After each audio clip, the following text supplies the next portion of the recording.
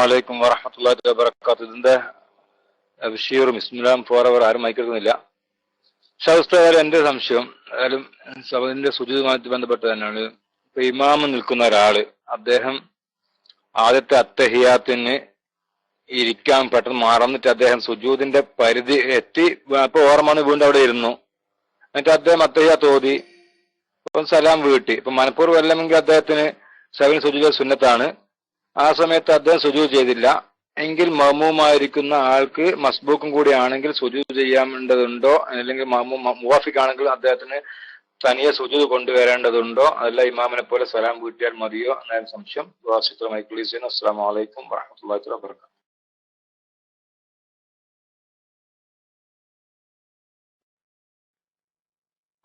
വലൈക്കും അസ്സലാം വറഹ്മത്തുള്ളാഹി വബറകാതുഹു. താങ്കൾ പാപ്പ അവിടെ അങ്ങനെ സംശയം വന്ന് ഇമാമിന്റെ നിസ്കാരത്തിൽ സഹ്വിന്റെ സുജൂദിന്റെ കാരണമുണ്ടായി. ആദ്യത്തെ അത്തഹിയാത്ത് മറന്ന് എഴുന്നേറ്റു, നൃത്തത്തിലേക്ക് അടുത്തതിന് ശേഷം തിരിച്ചു വന്ന് അത്തഹിയാത്ത് ഓതി. എന്നാലും സഹ്വിന്റെ സുജൂദിന്റെ സബബായല്ലോ. അങ്ങനെ ഇമാമിന് സഹ്വിന്റെ സുജൂദിന്റെ കാരണം ഉണ്ടായി. നിസ്കാരത്തിന്റെ അവസാനത്തിൽ ഇമാമ് സുജൂദ് ചെയ്തില്ല. എന്നാൽ മഅ്മൂമിന് സുന്നത്താണ്, ഇമാമ് സലാം വീട്ടിയതിന് ശേഷം ചെയ്യണം. അതുപോലെ തന്നെ മസ്ബൂക്ക് തന്റെ നിസ്കാരത്തിന്റെ അവസാനത്തിനും ചെയ്യണം. അതിൽ തർക്കമില്ലല്ലോ. ഇമാമിന് സേവ് പറ്റിയിട്ട് ഇമാമ് ചെയ്താലും വേണ്ടിയില്ല, ചെയ്തിട്ടില്ലെങ്കിലും വേണ്ടിയില്ല, മഅ്മൂമ് സുജൂദ് ചെയ്യണം.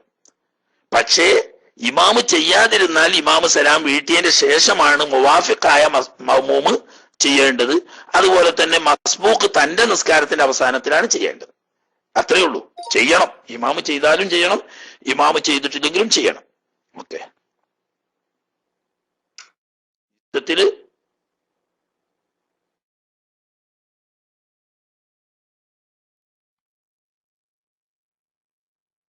മനസ്സിലായില്ല.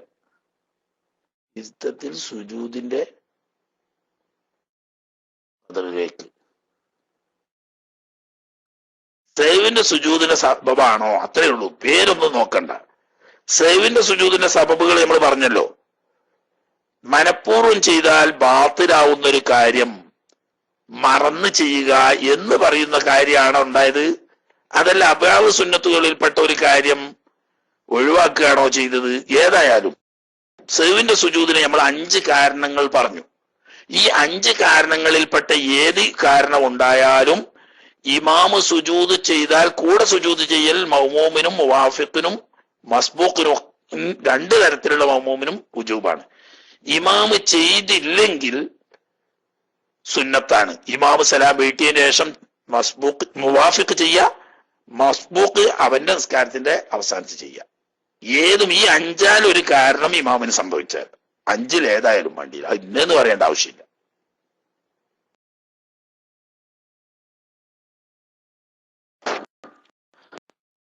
അസ്സലാമു അലൈക്കും വറഹ്മത്തുള്ളാഹി വബറകാതുഹു.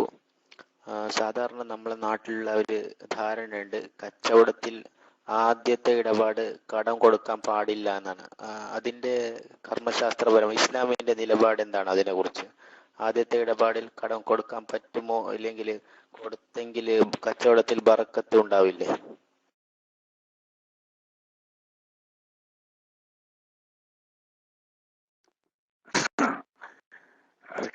കർമ്മശാസ്ത്രപരമായ നിയമമൊന്നും ഇതിലില്ല. മനസ്സിലായില്ലേ? കർമ്മശാസ്ത്രപരമായ നിയമം എന്ന് പറഞ്ഞാൽ ഹബീബെ 5 ഹുക്കുമാണ് കർമ്മശാസ്ത്രം എന്ന് പറയുന്നത്. അങ്ങനെ കൊടുക്കൽ വുജൂബാണോ, സുന്നത്താണോ, അതല്ലെങ്കിൽ ഹറാമാണോ, കറാഹത്താണോ, ഇത് 4 അല്ലെങ്കിൽ പിന്നെ മുബാഹ് എന്ന് പറയുന്ന ജായിസാണോ എന്നതാണ് കർമ്മശാസ്ത്ര നിയമം. ആയിപ്പെട്ട ഒരു നിയമം നിങ്ങളാ ചോദിച്ചതിലില്ല. പിന്നെ ഉള്ളത് എന്താന്ന് വെച്ചാല് ഒരു തെറ്റിദ്ധാരണ, അത് ഇസ്ലാമിലില്ല. അത് കാഫിരീങ്ങളുടെ ധാരണപ്പശകിൽ നിന്നും നമ്മൾ ഒരുമായിട്ട് ഇടപഴകി ജീവിക്കുന്നതിൽ നിന്നിട്ട് വന്ന ഒരു തെറ്റിദ്ധാരണ മാത്രമാണ്. കടം കൊടുക്കാൻ കഴിയുന്നവർ കടം കൊടുക്കാം, അത് നല്ല കാര്യമാണ്. ബർക്കത്ത് കൂടുകയല്ലാതെ കുറയില്ല. പക്ഷേ കടം കൊടുക്കാനുള്ള നിയമങ്ങൾ ഇസ്ലാമിൽ പലതും പറഞ്ഞിട്ടുണ്ട്. ഒരാള് കടം വാങ്ങണമെങ്കിൽ പ്രത്യക്ഷമായ മാർഗത്തിൽ അവധിക്ക് എത്തുന്ന സമയമാകുമ്പോഴേക്ക് കടം വീട്ടാനുള്ള വരുമാന മാർഗം കണ്ടെങ്കിലേ കടം വാങ്ങാൻ പാടുള്ളൂ. എവിടെ വെച്ച്? ജീവൻ രക്ഷിക്കാൻ ഈ കടം വാങ്ങുകയല്ലാതെ മറ്റൊരു മാർഗമില്ല എന്ന് വരുമ്പോൾ സ്വന്തം ജീവൻ അതല്ലെങ്കിൽ താൻ ചെലവ് കൊടുക്കൽ ഫർളായവരുടെ ജീവൻ രക്ഷിക്കാൻ മറ്റൊരു വഴി ഇല്ല എന്ന് ഉറപ്പുണ്ടെങ്കിൽ പിന്നെ വീട്ടാനുള്ള മാർഗം കണ്ടിട്ടില്ലെങ്കിലും കടം വാങ്ങാം. അതേ സമയത്ത് ജീവൻ രക്ഷിക്കേണ്ട ആവശ്യത്തിനല്ല, ഒരു പ്രധാനപ്പെട്ട കാര്യത്തിന് വേണ്ടിയിട്ടാണ് കടം വാങ്ങുന്നത് എങ്കിൽ വീട്ടാനുള്ള വഴി അവധിയാവുമ്പോഴേക്ക് പ്രത്യക്ഷമായ മാർഗത്തിൽ പ്രതീക്ഷിക്കുന്നെങ്കിലേ കടം വാങ്ങാൻ പാടുള്ളൂ. അല്ലാതെ കടം വാങ്ങൽ ഹറാമാണ്. ഇത് ജീവൻ രക്ഷിക്കാനുള്ള ലറൂറത്തിന്റെ സമയത്ത് അല്ലാതെ വീട്ടാനുള്ള മാർഗം പ്രത്യക്ഷമായി തന്റെ മുന്നിൽ കാണുന്നില്ലെങ്കിൽ ഒരാളോട് കടം വാങ്ങൽ ഹറാമാണ്. അത് ഫിഖ്ഹിന്റെ വിധിയ. കൊടുക്കൽ ഇവൻ മുക്കല്ലഫായ ഒരു മനുഷ്യനായതുകൊണ്ട് ഓൻ കൊടുക്കുന്നതിന് ഒരു കുഴപ്പമില്ല.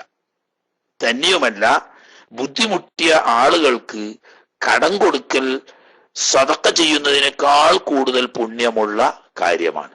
ഞങ്ങളെ നാട്ടിലെ, ഞാൻ പറഞ്ഞപ്പോ പറയാ ഫിഖ്ഹൊന്നുമല്ല, ഞങ്ങളെ നാട്ടിലുണ്ട് കീശീരി മൊഹീദ്ദീൻ മുസ്ലിയാർ എന്ന് പറഞ്ഞിട്ട് വലിയ മഹാനായിരിക്കുന്ന ഒരു സൂഫി വര്യനുണ്ടായിരുന്നു. എന്റെ ചെറുപ്പത്തിൽ വഫാത്തായ അയാളെ ഞാൻ ആളെ നേരിൽ കണ്ടിട്ടുണ്ട്, പക്ഷെ ചെറുപ്പത്തിലാണെന്ന് മാത്രം. എല്ലാ ദുന്യവിയായ എല്ലാ ബന്ധവും വിട്ട് ഒരു കീശേരി പള്ളിയിലെ ഒരു മൂലക്ക് ചുരുണ്ട് ഇങ്ങനെ പൊതച്ച് കിടക്കലേന്, ഒരാളോടൊന്നും സംസാരിക്കുകയോ ബന്ധപ്പെടുകയോ ഭൗതികമായ ഒരു ചിന്തയില്ലാതെ അങ്ങനത്തെ ഒരു മഹാനായിരുന്നു. അദ്ദേഹത്തിന്റെ ആദ്യകാലം എന്റെ വാപ്പൊക്കെ നല്ല പരിചയമുണ്ട്. അദ്ദേഹത്തിന്റെ ആദ്യകാലത്ത് നാട്ടിൽ കഠിനമായ ദാരിദ്ര്യമുണ്ടായിരുന്ന ഒരു സമയത്ത് അദ്ദേഹം അരിക്കച്ചവടം നടത്തിയൊരു കഥ പറയലുണ്ട് ഞങ്ങളുടെ നാട്ടിൽ. മെയ്തി മൂലിയാർ അരിക്കച്ചവടം നടത്തിയേക്കുന്നാണ് അതിന് പറയൽ തന്നെ. ആ പള്ളിന്റെ ചാരത്ത് തന്നെയാണ് ആ മക്ബറുള്ളത്. എന്താ പറയാ വെച്ചാല്, പൈസ ആയിട്ട് അരി കഴിക്കാൻ വന്നാല് മൂലിയാര് അരി കൊടുക്കൂല. പണമായിട്ട് അരിക്കെന്ന അരി കൊടുക്കൂല. അതിന് പറയെന്താ, നിങ്ങൾക്ക് അപ്പുറത്ത് എവിടെയും പോയാലും അരി കിട്ടുമല്ലോ, അവിടെ പോയാൽ പൈസ ഇല്ലാത്തവർക്കാണ് അരി കൊടുക്കുക. അതിനെന്താ മൂപ്പര് പറഞ്ഞ ന്യായം, ബാക്കിയുള്ള പീടികയിലൊക്കെ പൈസ അയച്ച് ചെന്നാലേ അരി കൊടുക്കുള്ളൂ. അപ്പൊ ഈ പാവങ്ങൾക്ക് പൈസ ഇല്ലാത്തവർക്കും ജീവിക്കണ്ടേ എന്ന് പറഞ്ഞിട്ട് പൈസ ഇല്ലാത്തവർക്ക് കടായിട്ടാണ് മൂപ്പര് കൊടുക്കുക. അതുകൊണ്ട് തന്നെ ആ കച്ചവടം അധികം നീണ്ടുന്നില്ല, കുറച്ചായപ്പോ ഒത്തിരി കച്ചവടം പൊളിഞ്ഞു.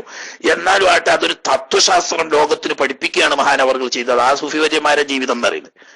അപ്പോ എന്നതുപോലെ രാവിലെ തന്നെ ഒരാള് വിഷമിച്ച് തന്റെ വീട്ടിലേക്ക് അത്യാവശ്യപ്പെട്ട ഒരു സാധനം കിട്ടണം, കാശില്ല, അത് ചെന്ന് ഒരു മുസ്ലിമായ മനുഷ്യൻ ഒരു കച്ചവടക്കാരൻ്റെ അടുത്ത് ചെന്നിട്ട് പറഞ്ഞു, എനിക്ക് അത്യാവശ്യമായിട്ട് ഒരു 2 കിലോ അരി വേണം, അല്ലെങ്കിൽ കുറച്ച് ചായപ്പൊടിയും പഞ്ചസാരയും കിട്ടണം, ഞാൻ കാശ് പിന്നെയാണ് തരാ എന്ന് പറഞ്ഞാൽ അത് കടമായിട്ട് കൊടുത്താൽ സ്വതക്കയായിട്ട് കൊടുക്കുന്നതിനെക്കാട്ടിലും കൂടുതൽ കൂലി കിട്ടും. അപ്പൊ അതുകൊണ്ട് അവന്റെ കച്ചവടത്തിലും അവന്റെ സ്വത്തിലും ഒക്കെ അല്ലാഹു തആല ബർക്കത്ത് ചെയ്യും. മറ്റുള്ള ധാരണ കാഫിരീങ്ങളിൽ നിന്ന് വന്ന തെറ്റിദ്ധാരണയാണ്. നമ്മൾ മുസ്ലിമീങ്ങളുമായിട്ട് അതിനൊരു ബന്ധമില്ല. ഓക്കെ,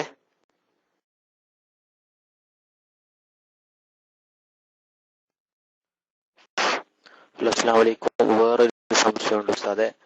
ഉസ്താദ് പറഞ്ഞതായിട്ട് കേട്ടിട്ടുണ്ട്, ഒരു കച്ചവടക്കാരന് ഒരു ഉൽപ്പന്നത്തിന് എത്ര പൈസ വേണമെങ്കിലും ലാഭം എടുക്കാന്ന്. അപ്പോ എന്റെ സംശയം ഇതാണ്, അത് ചൂഷണത്തിന് അത് ഒരു പഴുതാവില്ല ഉസ്താദ്? ഉദാഹരണത്തിന് ഇവിടെ നാട്ടിലെ 20-30 കിട്ടുന്ന അരി 150-200 രൂപക്ക് കൊടുത്താല് സാധാരണക്കാർ എങ്ങനെ വാങ്ങും? അത് ഇസ്ലാമിന്റെ ചൂഷണ മുക്തമായല്ല, ചൂഷണത്തിനെതിരെയുള്ള നിലപാടിന് അത് എതിരാവില്ല ഉസ്താദെ?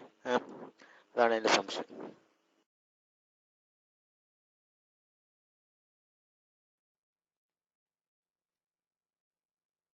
ഇതേ ഞങ്ങളെ കായികക്കെതിരാണ് നിങ്ങളെ ചോദ്യം. അതായത് ഇപ്പോ നമ്മൾ ചർച്ച ചെയ്ത വിഷയത്തിൽ പ്രധാനപ്പെട്ട സംശയങ്ങളൊക്കെ ഉണ്ടെങ്കിൽ അത് പരിഹരിച്ചതിന് ശേഷം പിന്നെ നിങ്ങൾ പുറത്തുനിന്ന് എവിടുന്നോ കിട്ടിയ വല്ല സംശയങ്ങളൊക്കെ ഉണ്ടെങ്കിൽ ചോദിക്കത്. വളരെ പ്രധാനപ്പെട്ട 5 വഖ്ത് നിസ്കാരങ്ങളിലും വരാൻ ധാരാളം സാധ്യതയുള്ള സഹവുമായി ബന്ധപ്പെട്ട കാര്യങ്ങളാണ് നമ്മൾ ഇപ്പോൾ ഓതിയത്. അത് സംശയാലുക്കൾക്ക് ചോദിക്കാനുള്ള സന്ദർഭം ഞാന് പ്രോട്ടോകോൾ ലംഘിച്ചുകൊണ്ടാണ് നിങ്ങളെ ഒന്നാമത്തെ ചോദ്യത്തിന് തന്നെ മറുപടി തന്നത്. കാരണം എന്താന്ന് വെച്ചാല് ഫിഖുമായിട്ട് ഒരു ബന്ധവുമില്ലാത്ത, എന്നാൽ ചില മുസ്ലിംകളിൽ വിവരമില്ലാത്തതിന്റെ മേൽ സംഭവിച്ച തെറ്റിദ്ധാരണയുടെ മേൽ വരുന്നൊരു കാര്യം ചോദിച്ചപ്പം അവിടെ നമ്മളെ വിഷയമായിട്ട് ഒരു ബന്ധമില്ലെങ്കിലും അത് പറഞ്ഞ്. ഇനി നിങ്ങൾ പണ്ടെന്നോ ഓതിയ ബയന്റെ ബാബുമായിട്ട് ബന്ധപ്പെട്ട ഒരു ഇഷ്കാലുമായിട്ടാണ് വന്നത്. നിങ്ങൾ അവിടെ ഇരുന്നോളി, കുറച്ചു നേരം കഴിഞ്ഞിട്ട് ഞാൻ ഒഴിവുണ്ടെങ്കിൽ ഇപ്പോഴത്തെ പ്രസക്തമായ വിഷയങ്ങളുമായിട്ടുള്ള ചർച്ച കഴിഞ്ഞതിന് ശേഷം നിങ്ങൾ വന്നോളി. ചൂഷണം എന്താണ്, അല്ലാത്തത് എന്താണെന്ന് ആദ്യം നിങ്ങൾ അത് പഠിക്കുക. എന്താണ് ഈ ചൂഷണം എന്ന് പറയുന്നത്? അത് വല്ലോ മനസ്സിലായി നിങ്ങൾക്ക്? ഒരു മനുഷ്യൻ അവൻ വില കൊടുത്ത് വാങ്ങി വിൽക്കാൻ വേണ്ടി വില കൊടുത്ത് വാങ്ങിയ ഒരു വസ്തു അവൻ ഇഷ്ടമുള്ള വിലക്ക് വിൽക്കുന്നു. അതിൽ ഏത് അടുപ്പെന്നാണ് ഈ ചൂഷണം എന്ന് പറയുന്നത്? എന്താ ഈ ചൂഷണം എന്ന് പറയുന്ന വാക്ക് നിങ്ങൾ ആദ്യം പോയിട്ട് ഈ മലയാളത്തിലെ നിഘണ്ടു നോക്കിയിട്ട് ചൂഷണം എന്ന വാക്കിന്റെ അർത്ഥം പഠിച്ചിട്ട് വരി. ഏതായാലും ആട്ടെ, ആ ഭാഗം ഇപ്പോൾ പറയാൻ ഉദ്ദേശിച്ചിട്ടില്ല. അത് തിരക്കുള്ള ഈ വിഷയങ്ങൾ ഇപ്പോൾ പഠിക്കേണ്ട പ്രധാനപ്പെട്ട വിഷയം ചോദ്യകർത്താക്കൾ കഴിഞ്ഞിട്ട് സമയം ഒഴിവുണ്ടെങ്കിൽ ഇൻഷാ അള്ളാ ഞാൻ പറഞ്ഞുതരാം. നിങ്ങൾ തെറ്റിദ്ധാരണ, വലിയൊരു തെറ്റിദ്ധാരണ വെച്ചിട്ടാണ് വന്നത്. ചൂഷണം എന്നത് എന്താണ് എന്ന് നിങ്ങൾക്ക് മനസ്സിലായിട്ടില്ല എന്ന് അതിന്ന് മനസ്സിലായി. ഇൻഷാ അള്ളാ കുറച്ചേരം നിങ്ങളോട് ശ്രമിച്ചിരുന്നോളി. ബാക്കിയുള്ളവരൊക്കെ പറയുന്നത് കേൾക്കും ചെയ്യാം. മറ്റ് പ്രസക്തമായ ചോദ്യങ്ങൾ ഇല്ലാത്ത സമയത്ത് വന്നോളി, അപ്പൊ പറയാം.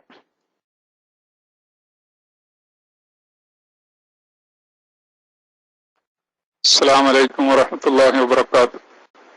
കേൾക്കാൻ പറ്റുന്നുണ്ടല്ലോ അല്ലെ? ഹലോ, അൽഹംദുലില്ലാ.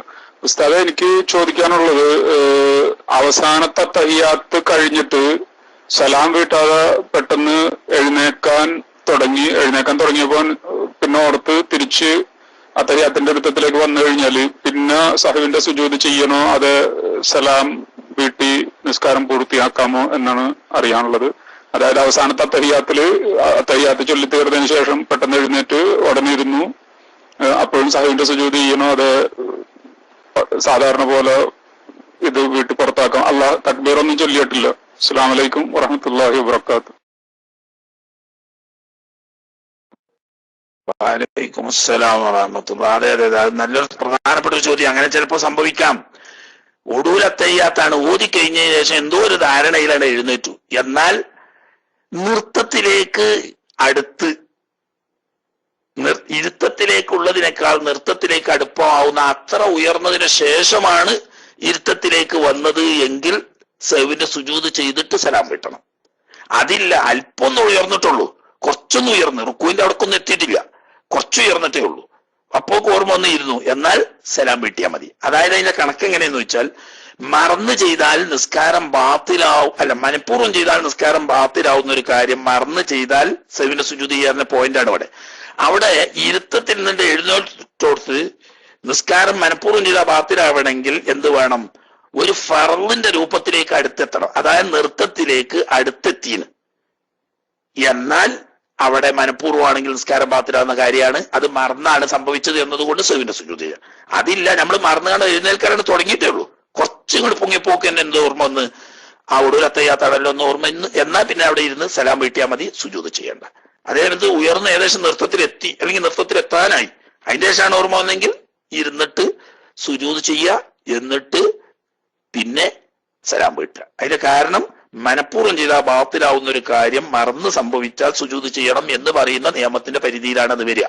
അപ്പൊ അതിന് നൃത്തത്തിനോട് അടുത്തെത്തുമ്പോഴേ മനഃപൂർവ്വം ചെയ്താൽ ബാത്തിലാവുന്ന കാര്യം മറന്ന് ചെയ്യുക എന്ന് പറയുന്നിടത്ത് എത്തുള്ളൂ. ഓക്കെ,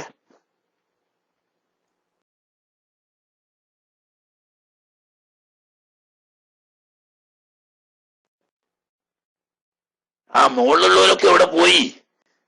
കല്ലേരിയൊക്കെ അസർ കേൾക്കാൻ പോയി കാണാൻ. ചിലപ്പോ അവിടെയാണല്ലോ, UAE-യിലാണല്ലോ ഉള്ളത്. കല്ലേരിന്റെ ആണ് മുകളിൽ കാണുന്നത്. പക്ഷേ ചിലപ്പോൾ കല്ലേരി നിസ്കരിക്കാൻ പോയതായിരിക്കും. അപ്പൊ അതിന്റെ തൊട്ടുപുറത്തുള്ളവർ എടുത്തോളി.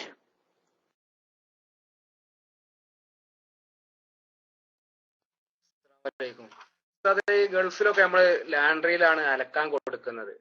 അങ്ങനെ കൊടുക്കുന്ന സമയത്ത് ഇവരെല്ലാരും ഒന്നിച്ചിട്ടാണ് അലക്കുന്നത്. ശരിക്കും തൗറായ വെള്ളം മുകളിലൂടെ പാരുമ്പാണല്ലോ നജസ് നീങ്ങല്. അപ്പൊ ഇങ്ങനത്തെ അവസരത്തിൽ ഇവര് ഒന്നിച്ചിട്ട് അലക്കിയിട്ട് കുറച്ച് വെള്ളത്തിലിട്ട് മുക്കിയിട്ട് അത് അതേപോലെ ഉണക്കി തരികയാണ് ചെയ്യുന്നത്. അപ്പൊ നമുക്ക് നിസ്കാരത്തിന് ഇത് നജസ് നീങ്ങാത്തതിനോട് നിസ്കാരത്തിന് ഇത് ബാധിക്കും. അവരാണോ കുറ്റക്കാര് അല്ലെങ്കിൽ നമ്മൾ കൊടുക്കുന്ന നമ്മളാണോ കുറ്റക്കാര് എന്നുള്ളതാണ്. അസ്സലാമു അലൈക്കും.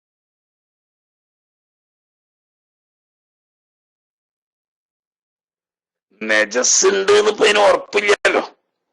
ഈ വസ്ത്രങ്ങളൊക്കെ നമ്മൾ അഴുക്കാവുമ്പോഴാണല്ലോ അയക്കാൻ കൊടുക്കുന്നത്. അതില് അപൂർവം ചിലതിൽ നജസ്സുണ്ടാവാം, ഉറപ്പില്ലല്ലോ. നജസ്സുണ്ട് എന്ന് ഉറപ്പുണ്ടെങ്കിൽ അത് വെള്ളത്തിൽ 2 കൊല്ലത്തിൽ താഴെയുള്ള വെള്ളത്തിൽ ഇടാൻ പാടില്ല. അതിലേക്ക് വെള്ളം ഇങ്ങോട്ട് ഒഴിക്കുകയാണ് വേണ്ടത്. പക്ഷെ അത് നജസ്സുണ്ട് എന്ന് ഉറപ്പുണ്ടെങ്കിലാണല്ലോ. കുറെയൊക്കെ നമ്മളുടേത് ഈ അസ്ഥാനത്തുള്ള അല്ലെങ്കിൽ അപ്രസക്തമായ ചില സംശയങ്ങളാണ്. ഈ അരക്കാൻ കൊടുക്കുന്ന ആളുകളുടെ വസ്ത്രത്തിനൊക്കെ നജസ് ഉണ്ടാവുന്ന എന്തിനാ നമ്മൾ മുൻകൂട്ടി വിധിക്കുന്നത്? അങ്ങനെ വല്ല ഗ്യാരണ്ടി ഉണ്ടോ, ഉത്തരവാദിത്വം ഉണ്ടോ? ആളുകളൊക്കെ നജസ്സാവുമ്പോൾ ആ വസ്ത്രം അരക്കാൻ ഞാൻ അവിടെ കണ്ടിട്ട് നമ്മളൊന്നും സാധാരണ ചിലപ്പോൾ വളരെ അപൂർവമായിട്ട് ഉടുക്കുന്ന തുണിയിലൊക്കെ നജസ്സായി പോകാൻ സാധ്യതയുണ്ട്. മഹാഭൂരിപക്ഷവും നജസ്സാവാതെ തന്നെ അഴുക്ക് വരുമ്പോഴാണ്, വിയർപ്പും പൊടിയും അഴുക്കും ഒക്കെ ആവുമ്പോഴാണ് അരക്കുക. അങ്ങനെയാണെങ്കിൽ ഇപ്പൊ ഇത് നജസ് അല്ലല്ലോ, അഴുക്കല്ലേ. അഴുക്കിനിപ്പോ എന്താണുള്ള കുഴപ്പം? അതേസമയത്ത് നജസ് ഉണ്ട് എന്ന് ഉറപ്പുണ്ടെങ്കിൽ അത് 2 കൊല്ലത്തിൽ താഴെയുള്ള വെള്ളത്തിൽ ഇട്ടാൽ ആ വെള്ളം നജസാവും. വെള്ളം നജസായി കഴിഞ്ഞാൽ പിന്നെ അതിലിടുന്ന എല്ലാ വസ്ത്രവും നജസാവും. അതിനിപ്പോ അത് ഉറപ്പില്ലാത്തടത്തോളം നജസ് ഉണ്ട് എന്ന് നമ്മൾ വിധിക്കേണ്ട ആവശ്യം ഇല്ല.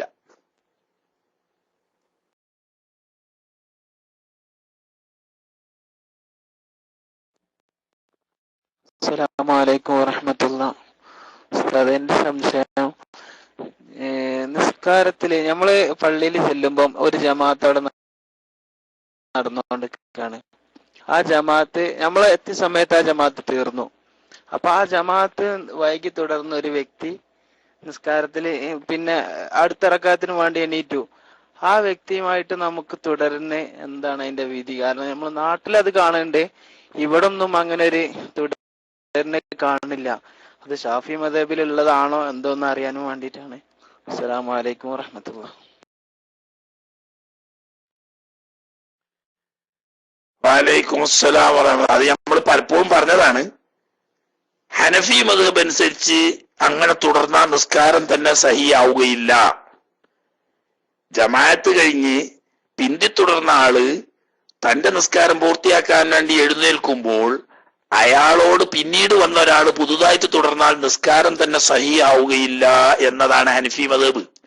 ഷാഫി മദ്ഹബിൽ നിസ്കാരം സഹിയാകും, പക്ഷേ മുഅ്തമദ് അനുസരിച്ച് കറാഹത്താണ്. ജമാഅത്തിന്റെ ഫളീലത്താവുന്ന 27 ദറജ കിട്ടുന്നതല്ല. ഏതായാലും അത് ഒഴിവാക്കേണ്ടതാണ്. അതേ സമയത്ത് വേറെ ആരും വരാനില്ല. ഈ ഒരു മസ്ബൂക്കായിട്ട് ബാക്കി നിസ്കരിക്കാൻ പൂർത്തിയാക്കി അയാളോട് തുടർന്നാൽ ജമാഅത്ത് കിട്ടും, ഇല്ലെങ്കിൽ ഒറ്റക്ക് നിസ്കരിക്കേണ്ടി വരും എന്ന് വരുന്ന സാഹചര്യത്തിൽ അയാളോട് തുടരുന്നത് കൊണ്ട് കുഴപ്പമില്ല. അല്ലാത്ത സാഹചര്യത്തിൽ മസ്ബൂഖിനോട് തുടരുന്നത് നല്ലതല്ല, കറാഹത്താണെന്നതാണ് മുഅ്തമദായ ഖൗല്. അതനുസരിച്ച് ജമാഅത്തിന്റെ ഫളീലത്ത് കിട്ടുന്നതല്ല. എന്നാൽ നിസ്കാരം സഹിയാകും. ഷാഫി മദ്ഹബ് അനുസരിച്ച് നിസ്കാരം സഹിയാകും, എന്നാൽ ഹനഫി മദ്ഹബ് അനുസരിച്ച് നിസ്കാരം തന്നെ സഹിയാവുകയില്ല. നമ്മളെ മലബാറിൽ ഷാഫി മദ്ഹബുകാരാണ് ഭൂരിപക്ഷം എന്നതുകൊണ്ട് മസ്ബൂഖിനെ തുടർന്നാലും ജമാഅത്തിന്റെ കൂലി കിട്ടൂലെങ്കിലും നിസ്കാരം സഹിയാവും എന്നത് കൊണ്ടായിരിക്കാം ആളുകൾ അങ്ങനെ ചെയ്യുന്നത്. പക്ഷെ അത് നിരുത്സാഹപ്പെടുത്തേണ്ട വിഷയമാണ്. നമ്മളെ ആളുകള് മൗലവിമാര് വരെ ഒരു സംഘം ആളുകൾ വന്നാലും ഈ മസ്ബൂക്ക് ബാക്കി നിസ്കരിക്കാൻ വേണ്ടിയിട്ട് എഴുന്നേൽക്കുമ്പോൾ അതിന്റെ ബാക്ക് പോയിട്ട് ഏറ്റുകൂട്ടുന്ന ഒരു പണി കാണാം. തന്നെയല്ല, ഇനി പുതിയ ഒരാൾ കയറി വരുമ്പോൾ നിസ്കരിച്ച് ഉത്തരിക്കണ ബാക്കിയുള്ളവര് ഒരു ജമാഅത്ത് തുടങ്ങാനല്ല, ഈ ഏതെങ്കിലും ബാക്കി പൂർത്തിയാക്കാൻ എഴുന്നേറ്റോ ഏതെങ്കിലും ഒരു മൗലിയാരുണ്ടെങ്കിൽ അയാളെ തുടരാൻ വേണ്ടിയിട്ട് ഇഷാർത്ത് ചെയ്യുന്ന പണി കാണാം. അതൊക്കെ തെറ്റാണ്. കഴിയുമെങ്കിൽ 2 ആളെങ്കിലും ഉണ്ടെങ്കിൽ ഒരാൾ ഇമാമും ഒരാൾ മഅ്മൂമുമായിട്ട് പുതിയൊരു ജമാഅത്ത് തുടങ്ങുകയാണ് വേണ്ടത്. ഞാൻ അതിന്റെ പുറമെ തോണ്ടൽ, അത് പിന്നെ പറയും വേണ്ട. ഈ ബാക്കി മസ്ബൂക്ക് നിസ്കരിച്ച് പൂർത്തിയാക്കാൻ വേണ്ടി എഴുന്നേറ്റ് നിൽക്കുമ്പം ബേക്കുന്ന് വേണ്ടി വരുന്നൊരു തോണ്ടല്, റഹ്മാനായ റബ്ബേ, ഒരു വിധത്തിലൊക്കെ ആണെങ്കിൽ ഞെട്ടിച്ചാടി പോകും. തോണ്ടല് എന്താണ്? അതൊക്കെ ഒഴിവാക്കേണ്ടതാണ്. മനസ്സിലായില്ലേ? നിങ്ങൾ അങ്ങനെ പോയി തോടന്നെ ഒട്ടിക്കോളി. എന്നാ പിന്നെ എന്തിനാ മറ്റവനെ തോണ്ട സ്വിച്ചിടുക? കണക്ഷൻ കിട്ടാൻ വേണ്ടിയിട്ട് സ്വിച്ചിടാൻ തോന്നുന്നത് ബേക്ക് പോയിട്ട് ഒരു തോണ്ടല്. അതൊക്കെ വിവരക്കേടാണ്. അതൊന്നും ചെയ്യാൻ പാടില്ല. തുടർന്നാൽ അയാളോട് തുടരുകയാണെങ്കിൽ തന്നെ തോണ്ടൊന്നും വേണ്ട. എന്നാലും തുടരൽ നിസ്കാരം സഹിയാവുമെങ്കിലും ഉത്തമമല്ല, ഒഴിവാക്കേണ്ടതാണ്. ഇനി വേറെ ആരുമില്ല, ഇയാൾ ഒറ്റയ്ക്ക് തന്നെ ഉള്ളൂ. ഇയാളോട് തുടരാണെങ്കിൽ ജമാഅത്ത് കിട്ടും, ഇല്ലെങ്കിൽ തീരെ ജമാഅത്ത് ഉണ്ടാവില്ല. വേണ്ട, ആ സാഹചര്യത്തിൽ തുടരാന്നല്ലാതെ രണ്ടാളെങ്കിലും ഉണ്ടെങ്കിൽ മസ്ബൂഖിനോട് തുടരുന്നത് നല്ലതല്ല. ജമാഅത്തിന്റെ 27 ദർജ കിട്ടുന്നതല്ല. നിസ്കാരം സഹിയാകും ഷാഫി മദ്ഹബിൽ. ഹനഫി മദ്ഹബിൽ നിസ്കാരം തന്നെ സഹിയല്ല. ഓക്കെ.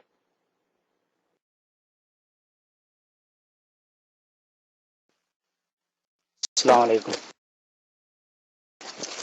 നേരത്തെ ഉസ്താദ് ക്ലാസ് എടുക്കുമ്പോൾ ഉദാഹരണം പറഞ്ഞതുപോലെ ഇമാമ് പെട്ടെന്ന് ഓതി തീർക്കുന്ന ഒരാളും മാമൂമ് സാവധാനത്തിൽ ഓതുന്ന ഒരാളുമാണ്. അപ്പൊ അങ്ങനെ അത്തഹിയാത്തിൽ ഈ മാമൂമാകുന്ന ആളുടെ അത്തഹിയാത്ത് പൂർത്തിയാകുന്നതിന് ഇമാം സലാം വീട്ടി, ഈ മാമൂമാകുന്ന ആൾ അത്തഹിയാത്ത് പൂർത്തിയാക്കിയിട്ടുമില്ല. ഇത്തരമൊരവസരത്തിൽ മഅ്മൂമായ ആള് അക്കല്ലു തശഹുദും അക്കല്ലു സ്വലാത്തും ഓതി ഉടൻ സലാം വിട്ടുകയാണോ വേണ്ടത്? അതല്ല പരിപൂർണമായി സ്വലാത്തും ദുആയൊക്കെ കഴിഞ്ഞ് പരിപൂർണമായതിനു ശേഷം മാത്രമാണോ സലാം വീട്ടേണ്ടത് എന്ന് ഉസ്താദ് വിശദീകരിക്കണം.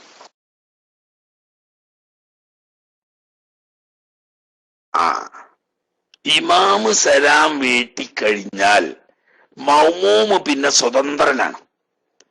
ഇമാമിനെ തുടർന്ന് ഉടനെ സലാം വീട്ടേണ്ട യാതൊരു ആവശ്യവുമില്ല.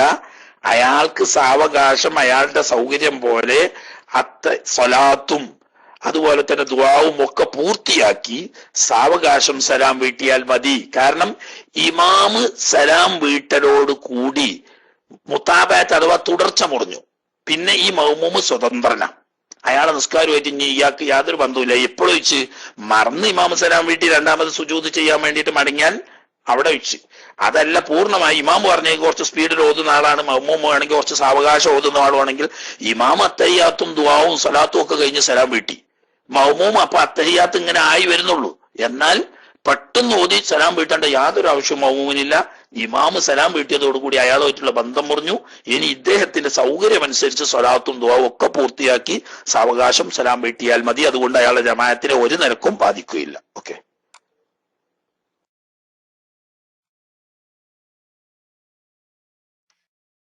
അസ്സലാമു അലൈക്കും.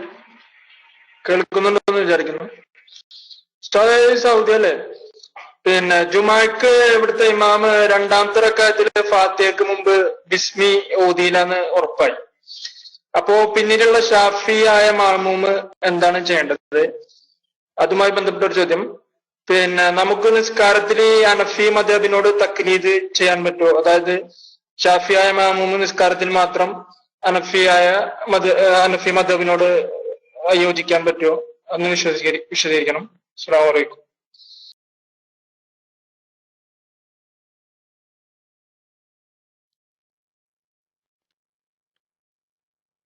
ഇമാമ് ഒന്നാമത്തെ റക്അത്തിൽ ബിസ്മി ഓതിന്, ഒരു റക്അത്ത് ജമാഅത്ത് കിട്ടുകയും ചെയ്തു. രണ്ടാമത്തെ റക്അത്തിൽ ഇമാമ് ഫാത്തിഹ ഓതിയിട്ടില്ല എന്നുറപ്പായി. എന്താ ചെയ്യാ? നല്ലൊരു പ്രശ്നം തന്നെ. പക്ഷേ ഹംബലി മദ്ഹബുകാരാണെങ്കിൽ ഫാത്തിഹ നിർബന്ധമായിട്ടും ബിസ്മി ഓതുക തന്നെ ചെയ്യും. ഇനി ഏതെങ്കിലും പുറത്ത് അറിയാതെ വല്ല ഹനഫികളും അല്ലെങ്കിൽ വല്ല മാലിക്കികളും ഇമാമായിട്ട് സൗദി അറേബ്യയിൽ എവിടെയെങ്കിലും ഉണ്ടോ എന്ന് എനിക്കറിയില്ല, ഉണ്ടായിരിക്കും. അവര് ചിലപ്പോൾ സുന്നത്തല്ലേ ഉള്ളൂ എന്നുള്ള ആൾക്ക് ഓതിയില്ലെന്ന് വരും.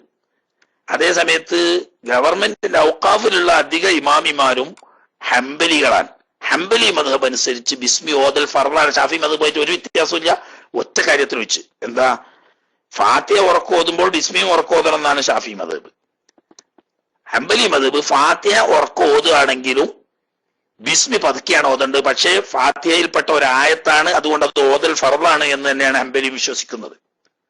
ഇനി ഹംബലി അല്ലേക്കും മാലിക്കോ ഹനഫിയോ ആയിരിക്കും ഇമാമ് ബിസ്മി ഓതിയില്ലാന്ന് ഉറപ്പായി.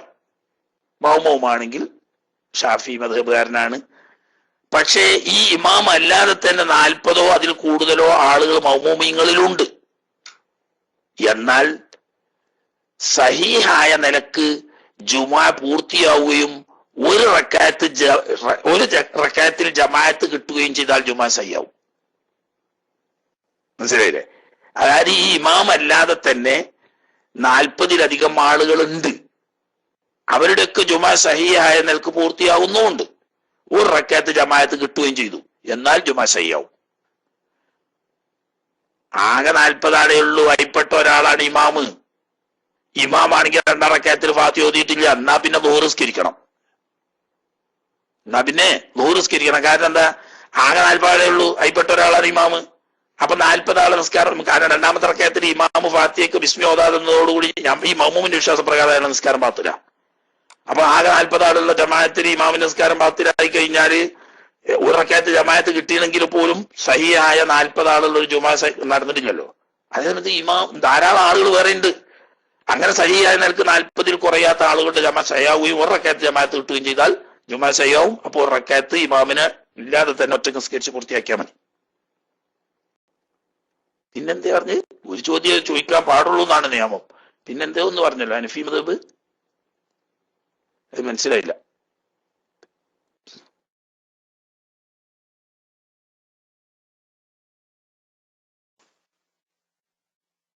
അസ്സലാമു അലൈക്കും വറഹ്മത്തുള്ളാഹി വബറകാതുഹു.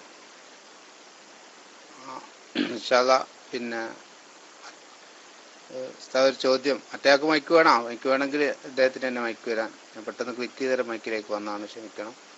പിന്നെ ഉസ്താദ്, ചില ആള് ഇപ്പോ പിന്നെ നമ്മൾ പള്ളിയിലൊക്കെ പോയി കഴിഞ്ഞാൽ ചിലരെ ഇപ്പോൾ ഒരാൾ ഒറ്റക്ക് വേറെ ആളൊന്നും ഇല്ലെങ്കിൽ നിസ്കരിച്ചു കൊണ്ടിരിക്കുന്ന ഒരാളെ നമ്മൾ പിന്നെ തുടരും.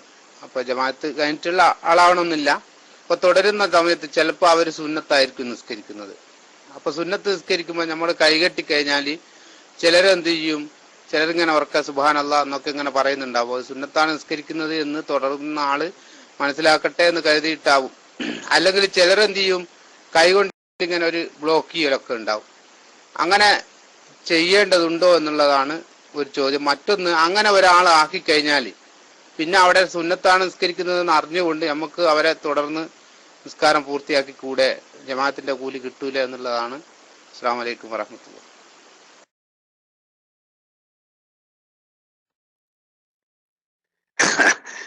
കല്ലേരി, വലൈക്കും അസ്സലാം. കല്ലേരി അതിന്റെ ഇടയ്ക്ക് നിസ്കരിച്ചൊക്കെ വന്നിപ്പോ. കല്ലേരി നേരത്തെ മുകളിലുണ്ടായിരുന്നു, എന്നിട്ട് നിസ്കരിക്കാൻ പോയതേക്കാരാ. അതുകൊണ്ടാണ് ഞാൻ ബാക്കിയുള്ളവർ മൈക്കെടുത്ത്.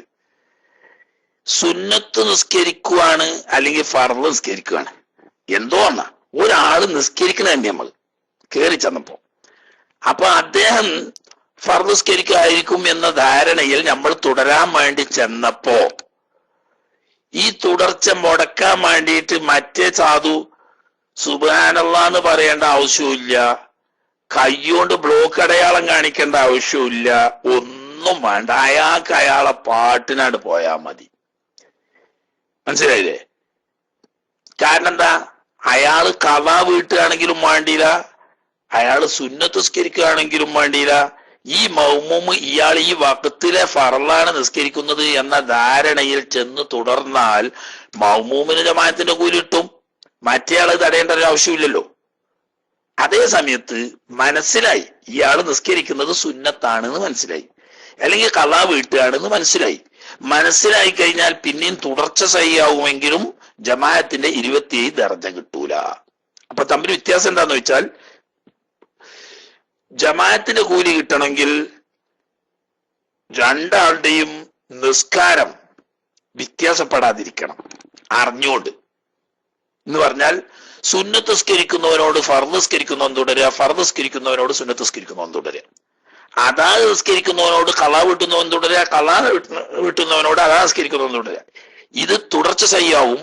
പക്ഷെ അറിഞ്ഞുകൊണ്ടാവുമ്പോൾ ജമാഅത്തിന്റെ ഫളീലത്ത് കിട്ടുന്നതല്ല. അറിയാതെയാണെങ്കിൽ ജമാഅത്തിന്റെ ഫളീലത്ത് കിട്ടും. അപ്പൊ അവിടെ സുന്നത്താണെന്ന് നമുക്ക് മനസ്സിലായി കഴിഞ്ഞാൽ പിന്നെയും തുടരാൻ പറ്റുമെങ്കിലും ജമാഅത്തിന്റെ കൂലി കിട്ടൂല. മനസ്സിലാകാതെയാണെങ്കിൽ ജമാഅത്തിന്റെ കൂലി കിട്ടും.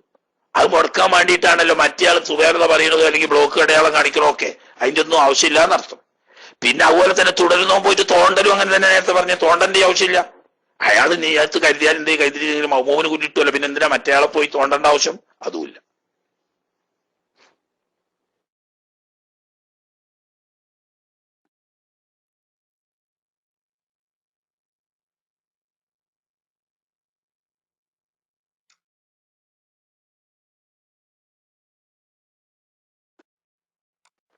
അസ്സലാമു അലൈക്കും വറഹ്മത്തുള്ളാഹി വബറകാതുഹു. ഉസ്താദെ, ഞാൻ കഴിഞ്ഞ ആഴ്ച കുവൈറ്റിൽ പോയിരുന്നപ്പോ ഇവിടെ ദുബായിൽ ഞാൻ ഫ്ലൈറ്റിൽ കയറിയിരിക്കുമ്പോഴാണ് അസറിന്റെ ബാങ്ക് കേട്ടത്. അത് കഴിഞ്ഞ് കുവൈറ്റിലെത്തിയപ്പോ കുവൈറ്റിൽ 1 മണിക്കൂർ ദുബായിലെ സമയത്തിനേക്കാളും പുറകിലാണ് കുവൈറ്റ്. അപ്പൊ അവിടെ ചെന്നപ്പോ അവിടെ മസറിന്റെ സമയം തന്നെയായിരുന്നു. അപ്പോ അവിടെ ചെന്നിട്ട് അസ്ര നിസ്കരിച്ചുകൊണ്ടിരുന്ന 3-ാമത്തെ റക്അത്തായപ്പോൾ അവിടെ മഗ്‌രിബിന്റെ ബാങ്ക് കേട്ടു. കാരണം എനിക്ക് മറ്റേ യാത്രക്കാരുടെ നിസ്കാരത്തിന്റെ മുഴുവൻ മസല അറിഞ്ഞുകൂടായിരുന്നു. അതുകൊണ്ട് അതിന്റെ നെയ്യത്തൊന്നും ചെയ്തിട്ടുണ്ടായിരുന്നില്ല. അപ്പൊ ഇവിടുന്ന് ഫ്ലൈറ്റിൽ ഇരുന്നപ്പോഴാണ് ഞാൻ ബാങ്ക് കേട്ടത്. അതേപോലെ തന്നെ അവിടെ ചെന്ന് കഴിഞ്ഞിട്ട് അസ്ര നിസ്കരിച്ചുകൊണ്ടിരിക്കുമ്പോൾ അവിടെ മഗ്‌രിബിന്റെ ബാങ്കും കേട്ടു. അപ്പൊ ഈ നിസ്കാരം എന്തായി, അസ്ര നിസ്കാരം എന്തായി എന്നുള്ളത് ഉസ്താദ് ഒന്ന് വ്യക്തമാക്കി തരണം. അസ്സലാമു അലൈക്കും വറഹ്മത്തുള്ളാഹി വബറകാതുഹു.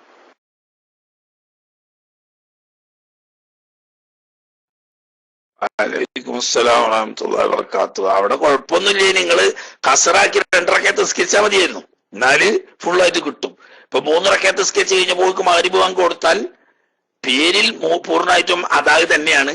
പക്ഷെ 1 റക്അത്ത് മനഃപൂർവ്വമല്ലാതെ പുറത്തു പോയി എന്ന് വരും. എന്നാലും 1 റക്അത്ത് മുഴുവനായിട്ട് വഖത്തിൽ കിട്ടിയതിന് ശേഷം ബാങ്ക് കൊടുത്താലും അതാഗ് എന്ന് തന്നെയാണ് പേര്. നിസ്കാരത്തിന് യാതൊരു കുഴപ്പമില്ല. തന്നെയല്ല, അങ്ങനത്തെ സാഹചര്യത്തിൽ ഇപ്പോഴും കസറാക്കുക വേണ്ടത്, അതാണ് ഏറ്റവും ഉത്തമം. 2 മർഹലയേക്കാൾ കൂടുതൽ ദൂരമുള്ള യാത്രയുണ്ടെങ്കിൽ പൂർത്തിയാക്കി നിസ്കരിക്കുന്നതിനേക്കാൾ അഫ്ളല് കസറാക്കി നിസ്കരിക്കണം. 3 മർഹലയോ അതിൽ കൂടുതലോ ഉണ്ടെങ്കിൽ, കാരണം ഹനഫി മദ്ഹബ് അനുസരിച്ച് 3 മർഹലയോ അതിൽ കൂടുതലോ ഉള്ള ദൂരമാണെങ്കിൽ കസറാക്കൽ വാജിബാണെന്ന. നമ്മുടെ മദ്ഹബിൽ വാജിബൊന്നുമില്ലെങ്കിലും 3 മർഹലയോ അതിൽ കൂടുതലോ ദൂരം വരുമ്പോൾ കസറാക്കി നിസ്കരിക്കലാണ് പൂർത്തിയാക്കി നിസ്കരിക്കുന്നതിനേക്കാൾ ഉത്തമം, കൂടുതൽ കൂലിട്ട്. എന്ന് പറഞ്ഞാൽ 4 റക്അത്ത് അസർക്കരിക്കുന്നതിനാട്ടിലും കൂലിട്ട് കസറാക്കി 2 റക്അത്ത് നിസ്കരിച്ചാലാണ്. അങ്ങനെയായിരുന്നു വേണ്ടത്. ഇനി 4 റക്അത്ത് നിസ്കരിച്ചാലും കുഴപ്പമൊന്നുമില്ല, തന്നെ നമസ്കാരം ശരിയാവും. 4 റക്അത്തും കൂടി വക്തിൽ കിട്ടുകയാണെങ്കിൽ മുഴുവൻ അതാവും. പേരിൽ 1 റക്അത്ത് മുഴുവൻ കിട്ടിയാൽ തന്നെ പേരിൽ അതാവും.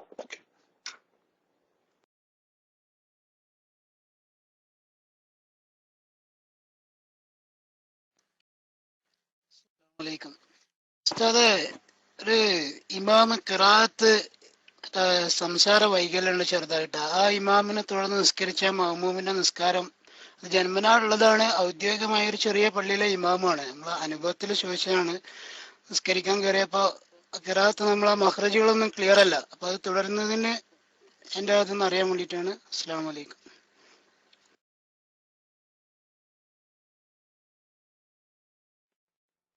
വലൈക്കും അസ്സലാം. ഫാത്തിഹ മഖ്റജ് തെറ്റാതെ ഓതാൻ പറ്റാത്തവർക്ക് സാങ്കേതികമായി പറയുന്ന പേര് ഉമ്മിയ് എന്നാണ്. ഉമ്മിയ്. ഫാത്തിഹയുടെ ഹർഫുകൾ മഖ്റജിൽ നിന്ന് ഉച്ചരിക്കാൻ പ്രകൃതിപരമായിട്ട് കഴിയാഞ്ഞാലും വേണ്ടിയില്ല, വല്ല രോഗവും വന്നതിന് ശേഷം കഴിയാഞ്ഞാലും വേണ്ടിയില്ല, അതല്ലാതെ അയാളുടെ മനഃപൂർവ്വമുള്ള വീഴ്ച കൊണ്ട് കഴിയാഞ്ഞതായാലും വേണ്ടിയില്ല. ഏതായാലും ശരിയായി മഖ്റജ് അനുസരിച്ച് ഓതാൻ കഴിയുന്ന ഒരാള് മഖ്റജ് അനുസരിച്ച് ഓതാൻ കഴിയാത്ത ഇമാമിനെ തുടർന്ന് നിസ്കരിച്ചാൽ നിസ്കാരം തന്നെ ബാത്തിലാണ്, സഹിയാവുകയില്ല. കാരണം തുടർച്ചയുടെ ഷർത്തുകളിൽപ്പെട്ടതാണ് ഒരു കാരി അഥവാ തെറ്റില്ലാതെ മഖ്റജ് അനുസരിച്ച് ഓതാൻ കഴിയുന്ന ഒരു വ്യക്തി ഉമ്മിയായ ആളോട് തുടരാൻ പാടില്ല എന്നത്. ഇയാൾക്ക് പേര് ഉമ്മി എന്നാണെങ്കിൽ നല്ലോണം മസല പറയുന്ന ക്ലാസ് ഒക്കെ എടുക്കുന്ന ഉസ്താദൈക്കാരം. അങ്ങനെ ഉണ്ടല്ലോ ചില ആളുകള് റാവ് പറഞ്ഞാ വൈനാകുക. എന്റെ ഒരു എളാപ്പാന്റെ മകൻ ജേർസനുണ്ട്, ഇനി അയാള് സാധാരണ അങ്ങനെ പറയാം, ഇപ്പൊ ഫാത്തായി അല്ലാഹുവിൽ ആഖിറ സന്തോഷാക്കട്ടെ, അത് പറയാ എത്ര മാങ്ങണ്ടോ പറയും. എത്രാന്ന് അയാളോട് പറയാൻ കഴിയൂല. റാവ് പറഞ്ഞാലൊക്കെ റാജാ വരാം. നല്ല ഉസ്താദായിരിക്കും, ഖുർആനാണെങ്കിൽ 30 ജുസ് ഹിഫ്ള് ഉണ്ടായിരിക്കും. അയാൾക്ക് പ്രകൃതിപരമായുള്ള വിഷമമായതുകൊണ്ട് അയാളെ നിസ്കാരം സഹിയാവുകയും ചെയ്യും. ഇവിടെ പ്രത്യേകം മനസ്സിലാക്കുക, അദ്ദേഹത്തിന് പ്രകൃതിപരമായ പ്രയാസം കൊണ്ടാണ് ശരിയായ മഖ്റജിൽ നിന്ന് അയാൾക്ക് ഓതാൻ കഴിയില്ല. പക്ഷേ ഹർഫ് ചില ഹർഫുകളൊന്നും യഥാർത്ഥ മഖ്റജിൽ നിന്നല്ല വരുന്നത് എങ്കിൽ അയാളടുക്കൽ വീഴ്ചയില്ലാത്തത് കൊണ്ട് അദ്ദേഹത്തിന്റെ നിസ്കാരം സഹിയാണ്. പക്ഷേ ഇമാമായി നിശ്ചയിക്കാൻ പാടില്ല. അയാളെ തുടർന്ന് നിസ്കരിച്ചാൽ ഖിറാഅത്ത് ശരിയായി ഓതാൻ പറ്റുന്ന മഅ്മൂമിങ്ങളുടെ നിസ്കാരം തന്നെ സഹിയാവുകയില്ല, ബാത്തിലായി പോകും. ഓക്കെ.